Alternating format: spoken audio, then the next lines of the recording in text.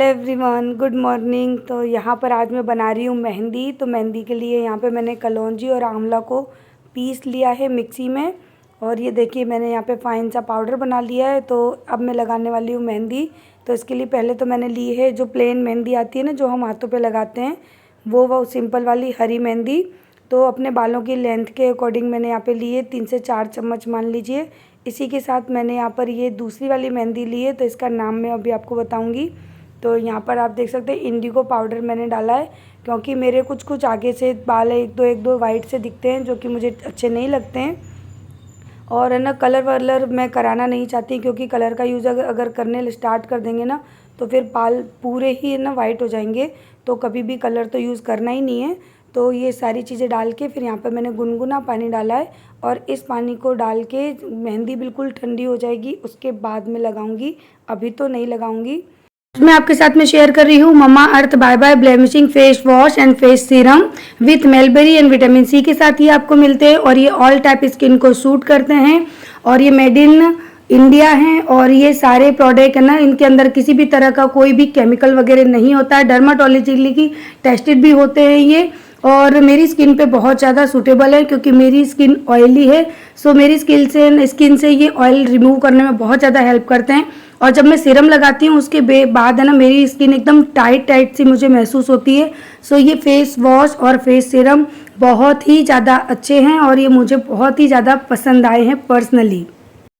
तो आज मैं आपके साथ में शेयर कर रही हूँ ममा अर्थ के ये 2 प्रोडक्ट, जो है एक ये face wash Mamaearth bye bye blemishing, और आपको ये मेलबेरी के साथ मिलता है। इसके साथ में आपको विटामिन सी के भी आपको गुण देखने को मिलेंगे। और इसी के साथ में मैं शेयर कर रही हूँ ये ममा अर्थ का फेस सीरम। तो ये भी आपकी ना फेस की ब्लेमिशिंग को दूर करेगा, और इसके साथ भी आपको विटामिन सी और मेलबेरी के गुण देखने के लिए मिलते हैं।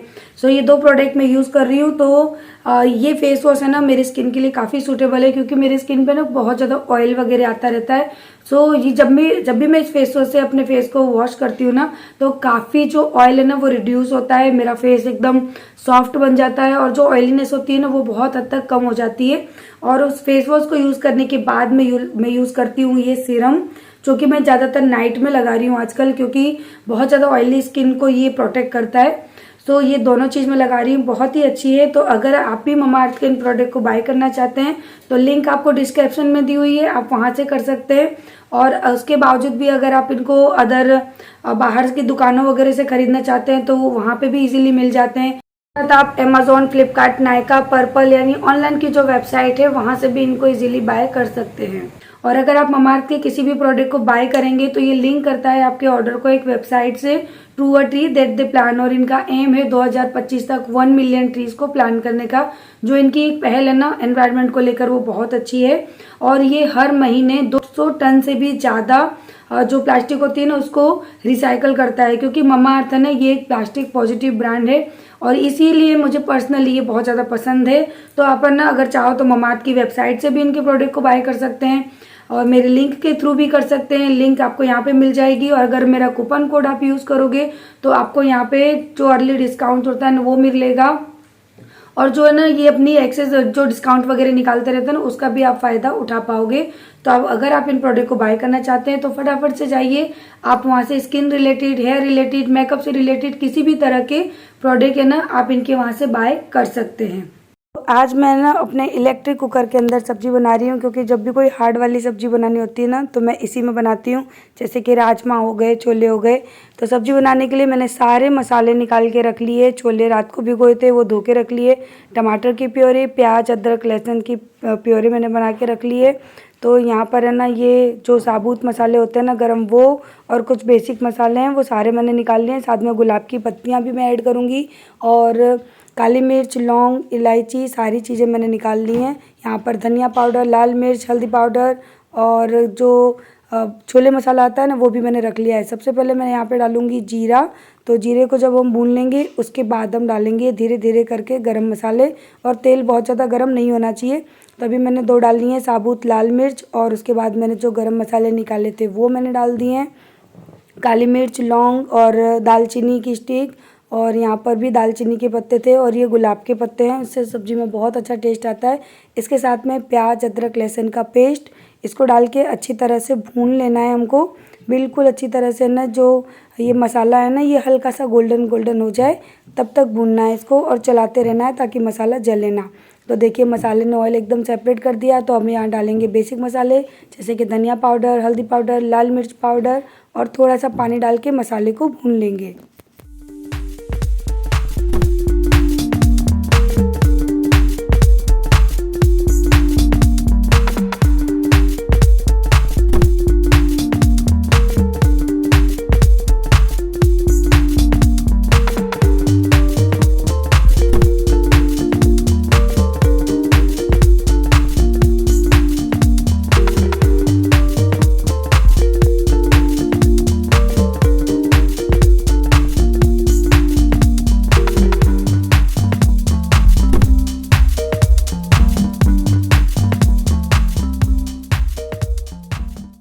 तो सब्जी में मैंने यहाँ पे 2 आलू भी डाल दिए हैं ताकि आरू मोलू खा ले, क्योंकि उनको ना हर चीज़ में आलू चाहिए।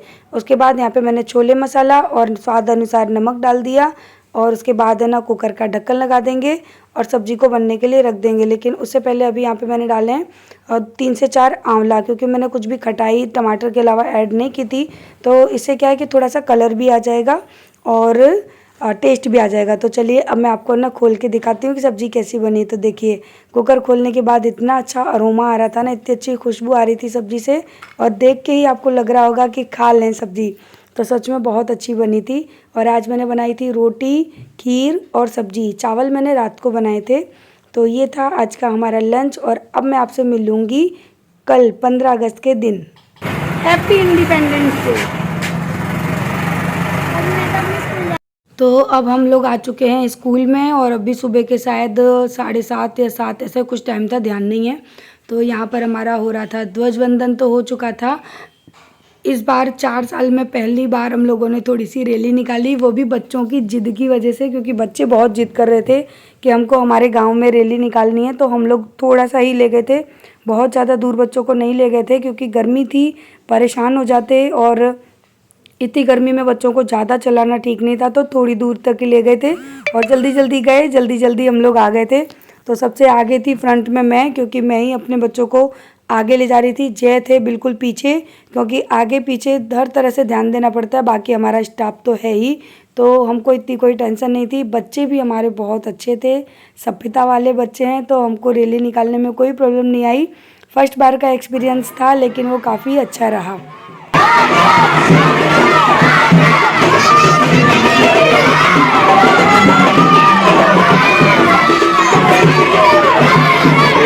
तो हमारे देश के शहीद जवानों को याद करके उनके समर्पण में हमने ये रैली निकलवाई। जितने शहीद जवानों के नाम हमको याद थे हमने बोले और उनको हम तहे दिल से शुक्रिया अदा करते हैं कि आज उन्हीं की वजह से अपने देश में हम इतने स्वतंत्र होकर जी रहे हैं और मर्जी से जो करना है वो हम कर पा रहे हैं। तो कहीं ना कहीं ये आज़ादी हम उन्हीं को समर्पित करते हैं। तो हमारे देश के जितने भी वीर जवान हैं वो सदा इसी तरह से अमर रहें, हमारी यादों में ताज़ा रहें।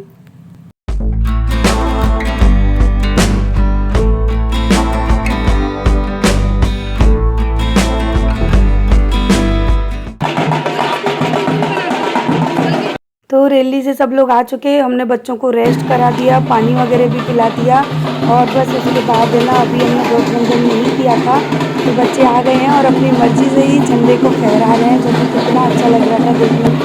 और उसके बाद है ना हम लोग तैयारी करेंगे जो हमारे शहीद जवानों की फ़ोटो जितनी रह गई हैं, क्योंकि बहुत सारी फ़ोटो थी जो कि टूट चुकी हैं, क्योंकि मेरे ऑफिस में ना एक कबूतर आता है, वो ऊपर रखी हुई सारी फ़ोटोज़ को गिरा देता है। 4 से 5 फ़ोटोज़ टूट चुकी हैं, पर जितनी भी हैं उनको मैंने टीका किया और जो पूजा पाठ करनी चाहिए वो किया।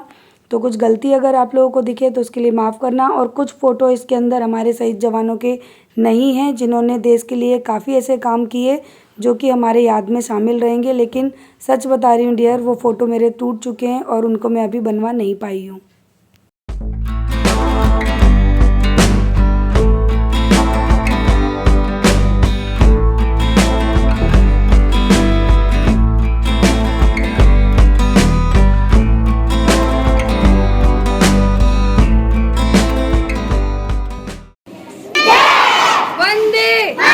वंदे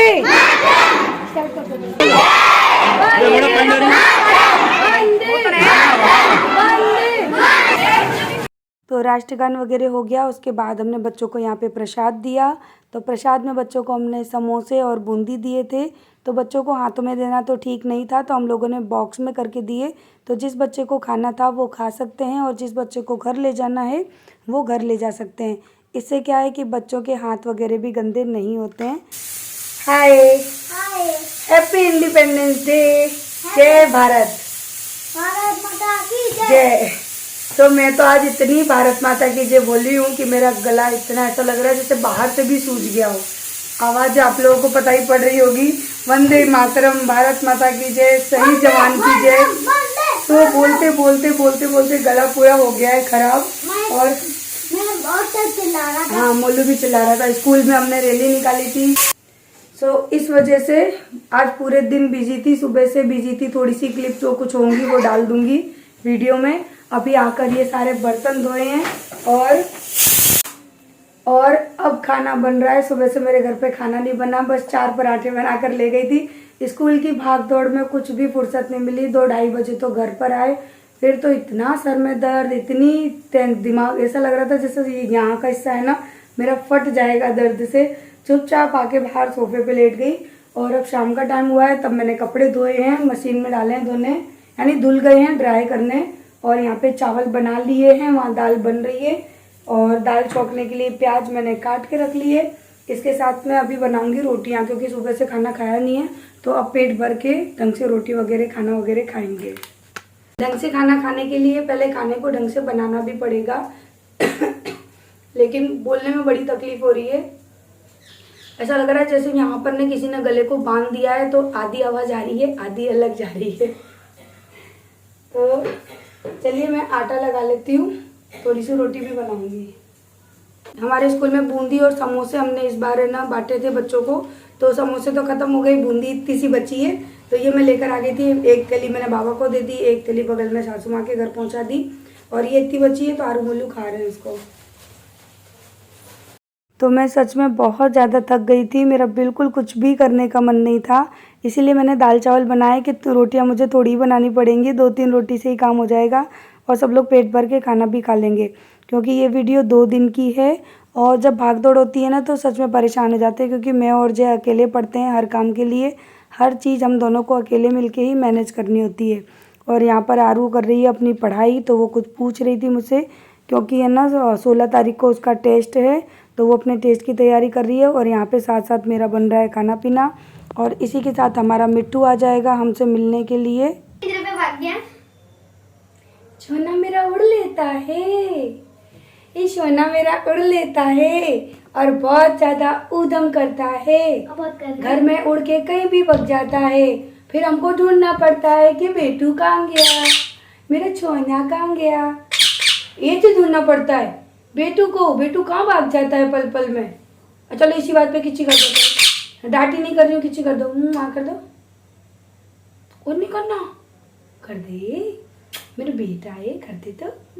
ये बच्चा मेरा ये तो आपके ऊपर फेंकती हूँ मम्मी, आपके ऊपर फेंकती इसको दो तो लगेगा उड़ गया।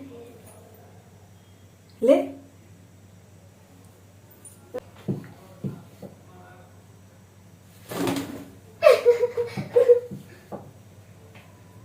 कहाँ है मम्मी, आपको पता ही?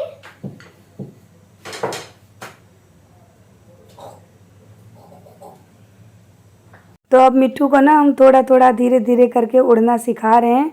और वो उड़ उड़ के ना कभी मेरे कंधे पे, कभी किचन में इधर उधर, और न जाने कहाँ कहाँ जाके बैठता है। फिर उसको हमको पकड़ पकड़ के लाना पड़ता है। लेकिन अभी वो आसमान में उड़ने लायक नहीं सीखा है, लेकिन कम से कम इतना तो सीख गया कि हाँ उसको लगेगा कि मैं एक पक्षी हूँ। ये मुझे प्रेस नहीं करने दे रहा है, प्रेस के तार पे अभी नीचे था, अब ऊपर पहुँच गया। मैं काम कर रही हूँ और वो मुझे परेशान कर रहा है। जा यहाँ से, मैं नहीं खेल रही अभी तेरे साथ। वो ये कह रहा है कि मेरे साथ खेल बैठ के बेड पे, और मुझे अभी प्रेस करनी है, मैं अपने कपड़ों पे प्रेस कर रही हूँ। और वो कह रहा है कि खेलो मेरे साथ। है मिट्टू, ये मिट्टू, मैं खेलूँ तेरे साथ खेलूँ? क्या खेलेगा मेरे साथ? हैं? कहाँ लटक रहा है तू मेरे बैग पे? वहाँ से उतर के वहाँ आ गया है, वहाँ से उतर के अभी यहाँ लटक रहा था प्रेस के तार पे से, अब वहाँ पहुँच गया है। गंदा बच्चा। देखो फिर आ गया प्रेस के तार के ऊपर देखो। और जैसे जैसे मेरी प्रेस हिल रही है वैसे वैसे मेरा मिट्टू भी हिल रहा है।